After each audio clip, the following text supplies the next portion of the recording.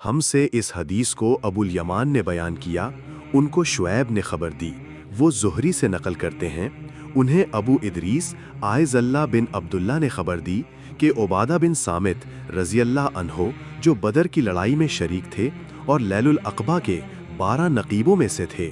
فرماتے ہیں کہ رسول اللہ صلی اللہ علیہ وسلم نے اس وقت جب آپ کے گرد صحابہ کی ایک جماعت بیٹھی ہوئی تھی، فرمایا کہ مجھ سے بیعت کرو اس بات پر کہ اللہ کے ساتھ کسی کو شریک نہ کرو گے، چوری نہ کرو گے، زنا نہ کرو گے، اپنی اولاد کو قتل نہ کرو گے، اور نہ عمدن کسی پر کوئی ناحق بہتان باندھو گے، اور کسی بھی اچھی بات میں خدا کی نافرمانی نہ کرو گے۔